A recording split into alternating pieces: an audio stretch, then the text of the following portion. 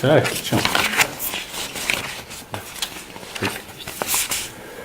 За мэргэжлийн хэлтийн ерөнхий газраас зохион байгуулж байгаа өнөөдрийн хэвлэлийн баг хуралд хүрэлцэн ирсэн хэвлэл мэдээллийн ажилтан сэтгүүлч та бүхэнд юуны өмнө талархлаа илэрхийлье. За мэргэжлийн хэлтийн байгууллагаас цаг үеийн шинжтэй хяналт шалгалтын явцад илэрсэн энэ зөрчлийн талаар өнөөдөр та бүхэнд мэдээлэл хийх гэж байна. За Монгол Улсын хүнсний аюулгүй байдлын хүнсний бүтээгдэхүүний аюулгүй байдлын тухай хууль, за эрүүл ахуйн хууль, түүнд нийцүүлэн гаргасан эрүүл мэндийн сайдын 2017 оны 145 тод тушаал байдаг. За энэ тушаал маань юу авах вэ? Худалдаа үйлчлэгээний байгууллагын ажилтны эрүүл мэндийн өрсөн сэргийлэх үзлэг шинжилгээнд хамруулах журам гэж бий. За энэ журмын хүрээнд бол энэ хяналт шалгалт зохион байгуулагдсан. За энэ хяналт шалгалт зохион байгуулахад гол үндслийг бол та бүхэн бас гадарж байгаа сүүлийн жилүүд болохоор хоол хүнсээр дамжих өвчин тэр дундаа халдвар хордлого бол ихээр гарч байгаа. Би та бүхэнд нэг тодорхой статистик мэдээ бас уншиж танилцуулъя.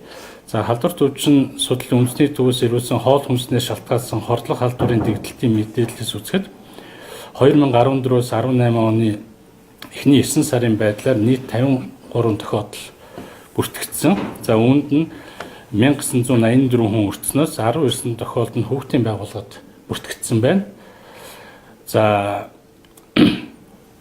За үүнээс бол 1257 хүүхэд өртсөн. За нийслэлд бол 29 тохиолдол бүртгэгдснээс 1053 хүн өртсөн гэсэн юм судалгаа байна. За мөн түнчлэн цун 2018 оны одоо эхний 9-10 сарын байдлаар нийт 17 тохиолдол бүртгэгдсэн 481 хүн өртсөн. Өмнөх оныхоос 13 тохиолдлоор их. За халдварт бүрдсэн 417 нэр их юм тоо баримт гарч байна. За энэ тоо баримтын цаана хоол хүнсээр дамжих хордлого маань түрүүн миний хэлсэн сайдын тушаалтай ямар ач холбогдолтой юугаараа энэ юутай холбоотой хордлого халдвартай холбоотой байна гэхээр ерөөсөө энэ хоол хүнсээр дамжих халдвар хордлогын цаана худалдаа үйлчлэгээний байгууллагад ажиллаж байгаа ажилчдын нэн тэгш нар ихээр илэрсэн байдаг. За үүнд нь тухайлбал одоо Монс үйлдвэрийн хоол үйлдвэрлэл, за Орхон аймгийн Эмпати сургуулийн хоол үйлдвэрлэл, Багднуур дүүргийн наран рестораны газар гэх мэт энэ хордлого гарсан тохиолдлууд дээр за тамд судалгаа хийгээд ингээд үзэхээр энэ чэнэс болохоор нэн тэгш нар ихээр илэрсэн байгаа. Энэ байдалтай уялдуулаад энэ мэргэжлийн хэлтийн байгууллагаас төлөвлөлтөс урьдчилан сэргийлэх хяналт шалгалтыг хийсэн байгаа. Энэгээр бол нилээдгүй нийтлэг ноцтой ийм зөрчлүүд илэрсэн. За энэ тал дээр бол манай мэргэжлийн хэлтийн эрүүл мэнд боловсрол соёлын хяналтын эрүүл мэндийн хяналтын хэлтсийн одоо дарга Баяролд, за манай эмчилгээний чанарын хяналтын улсын ахлах байцаагч оюун цэцэг, за манай эрүүл ахуй халдвар хамгааллын хяналтын улсын ахлах байцаагч Баттулам, за миний бие өгөөд эрүүл мэнд боловсрол соёлын хяналтын газрын дарга Сүнчин бид та бүхэнд мэдээлэл хийж байна. За ингэ баярлалаа. За та бүхэнд энэ өдрийн мэнд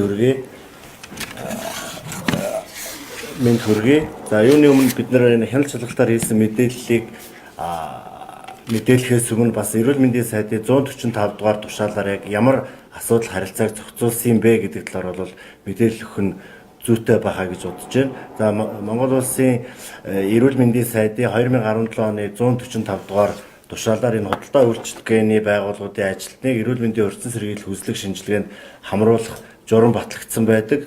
Журмаар энэ худалдаа үйлчлэгээний байгууллагт ажиллах ажлагчдад нь бол 2 үзлэг 4 шинжилгээнд бол хамрагдахаар энэ журмаар зохицуулсан байгаамаа.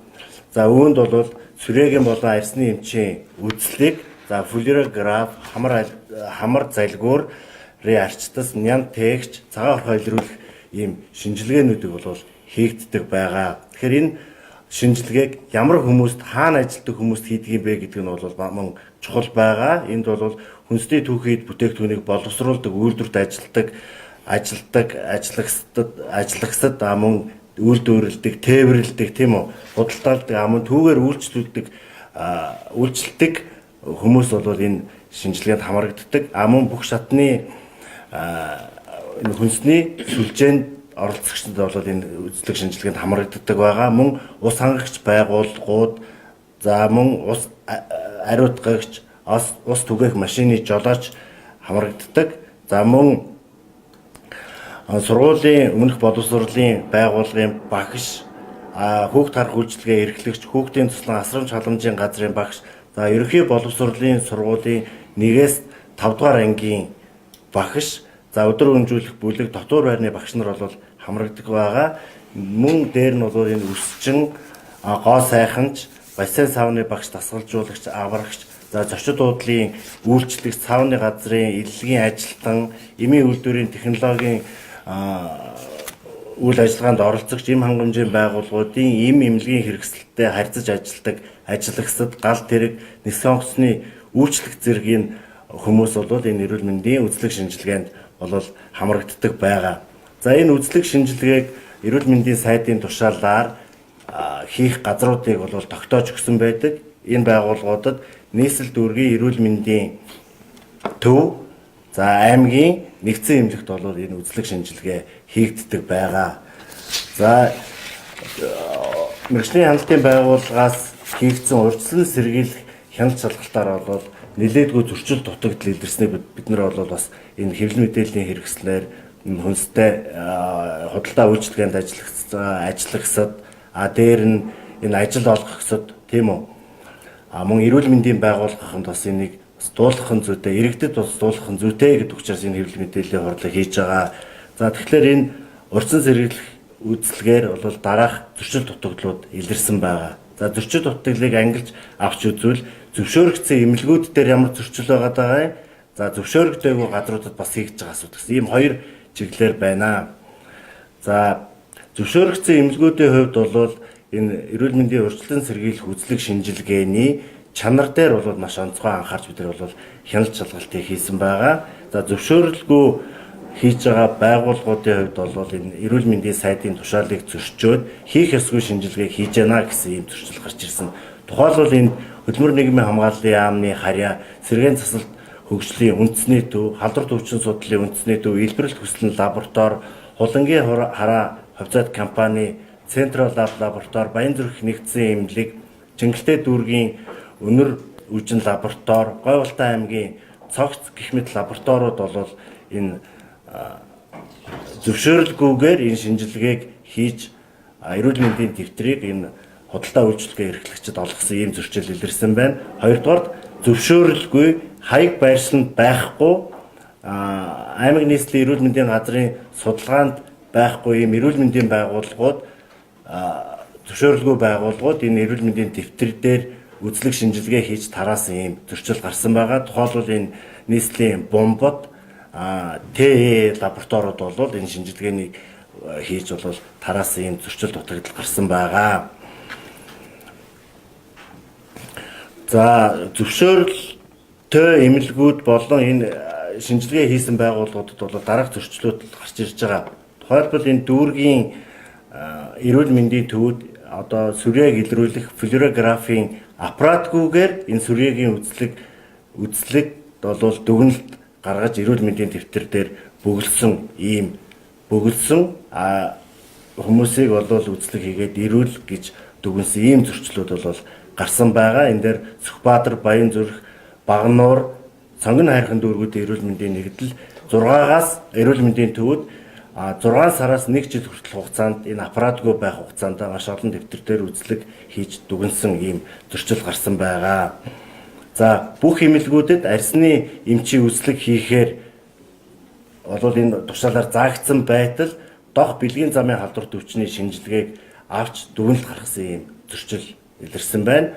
За мөн энд эмч эмнэлгийн ажилтан, эмнэлэг, лабораторийн тамга тэмдэг, санхүүгийн тамга тэмдгийг ашигласан хуурамчаар дэвтэр тараагдсан тохиолдлууд бол гарч ирсэн.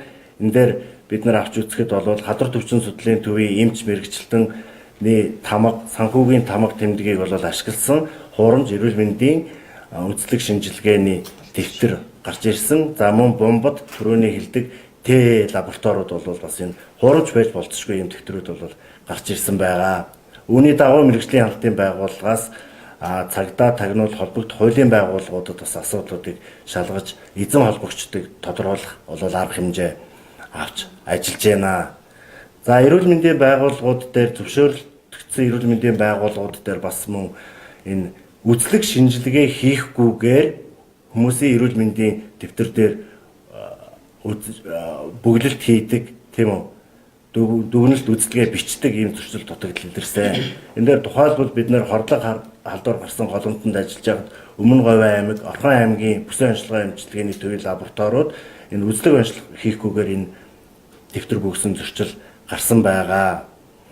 За энэ дээр бас эрүүл мэндийн байгууллагуудаас гадна аж ахуйн нэгж байгууллагууд бас өөрснөө хуулиар хүлээсэн үүргээ хэрэгжүүлэхгүйгээр энэ асуудлыг бол өөгшүүлж ажилтдаг ийм зөрчил дутагдал гарсан. Энэ юу вэ гэхлээр аж ахуйн нэгж байгууллагын нэг одоо зохион байгуулагч байдığım уу энэ асуудлыг хариуцсан хүн нь дэвтрүүдийг бөөгнүүлж аваачаад эмнэлгээр аваачиж энийг даруулсан. Буюу одоо бидний хэлдгээр нөгөө үзлэг шинжилгээ хийхгүйгээр үзлэгийн дүнг эрүүл мэндийн дэвтэрт тэмдэглүүлсэн ийм зөрчил гарсан. За мөн бас илэрч байгаа нийтлэг зөрчилүүд нь эрүүл мэндийн сайдын тушаалаар батлагдсан загварын дэвтрүүдийг бол хөтлөхгүй байгаа ийм нийтлэг зөрчил гарч байна. За зөвшөөрөгдсөн эмнэлгүүд дээр бас мөн илэрч байгаа бас нэг дутагдлуудыг авч үзвэл эмнэлгүүд стандарт удирдамжид заасныг дагуу шинжилгээг чанартай хийхгүй байна гэж үздсэн. За энд тухайлбал 3-аас 400 хүнд шинжилгээ нэг өдөр хийсэн энэ эмнэлгийн лаборатори ачааллыг авч үзэхэд бол энэ боломжийн хувьд бол хүрэлцэхээргүй байгаа. За эмчийн үзэлгийн маягт лабораторийн бүртгэл, лабораторийн ажлын бүртгэл зэргийг бол бүрэн хөтлөөгүй, шинжилгээ хийсэн тодорхойгүй ийм зөрчил дутагдлууд бол нийтлэг энэ хяналт шалгалтаар бол илэрсэн. За үүний хор уршиг гэж авч үзвэл өнөөдөр шинжилгээнд хамрагдаагүй тийм үү? Хуурамч дэвтэр ашиглаад явж байгаа энэ худалдаа үйлчилгээний байгууллагад ажиллаж байгаа ажиллагчид байна. Ямар нэгэн байдлаар нян тэгэж явж байвал тэр хүний ажиллаж байгаа газрын үйлдвэр үйлчилгээтэй холбогдуулаад худалдаа үйлчилгээтэй холбогдоод хүний өвчлөл гарах тийм үү? Ийм гол эрсдлийг үүсгэж байгаа учраас энэ дээр бол мэргэжлийн хяналтын байгууллагаас онцгой анхаарал тавьж бол ажиллаж байна. За ингээд түрүүн бас ярьсан шүү дээ тийм ээ хоолой дамжиж байгаа хэсэж байгаа өөрөөр хэлэх юм бол одоо энэ хүү хүчлэл ингэж ихсэж байгаа нь энэ одоо шилжээнүүдийг хөрж өгсөн чинь нэг зүйл талбартай үүсэж байгаа юм. Ер нь бол энэ илэрч байгаа зөрчил маань энэ нян техчээр дамжих халдварыг үүсгэх бол нэг том хүчин зүйл гэж үзсэн учраас энэ хяналт шалгалтыг бол зохион байгуулж байгаа. Зүгээр энгийн юугаар хэлэхээр та бүхэн нян техч гэхээр бас ойлгох хэрэгтэй. Өөрөөр хэлбэл ямар хоол хүнсээр дамжих халдвар үүсгдэг нянгуудыг өөртөө агуулад өөрөөр хэлбэл өөрөө өвчлөхгүйгээр бусдад одоо хоол хүнсээрээ дамжуулж бохирдсон гар за тэгээд нөгөө хоол хүнсийн янз бүрийн хэрэглэгдэхүүн байгаа эдрийг бохирдуулна хүнсний бүтээгдэхүүн түүхэн эдийг бохирдуулна энэгээр хоол үйлдвэрлэл хийгээд ингээд одоо бусдад үйлчлснээс болж энэ хордлого гарч байгаа гэдэг нэг энэ хэсэг юм. За нөгөө талаасаа бол мэдээж энэ бусад хоол хүнсээр дамжих халдвар хордлогын шалтгаанууд бол өргөн байгаа.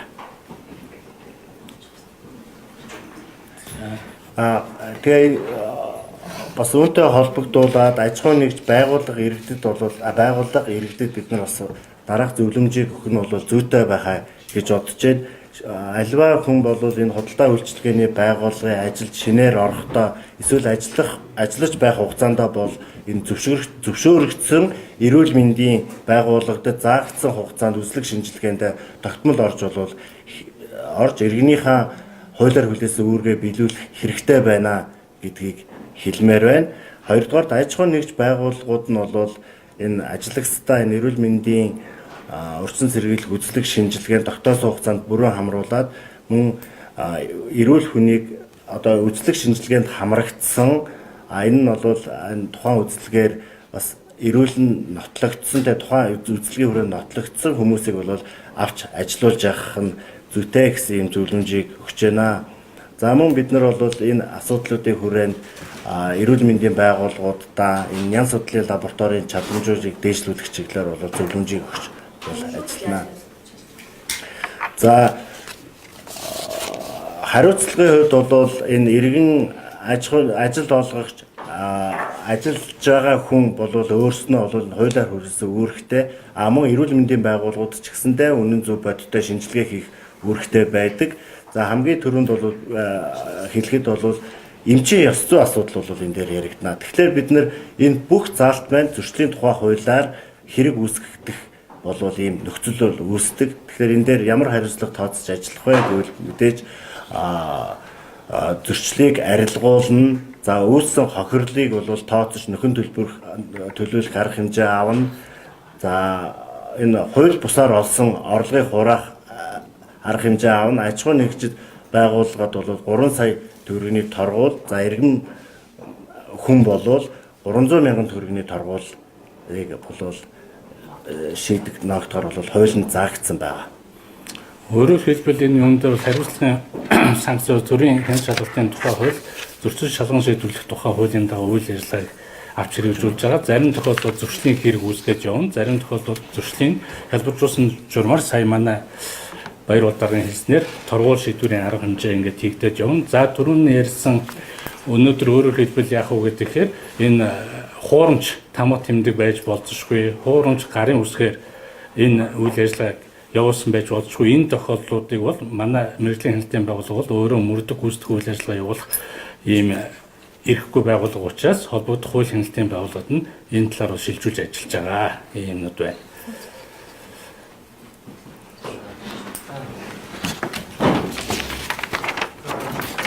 Энэ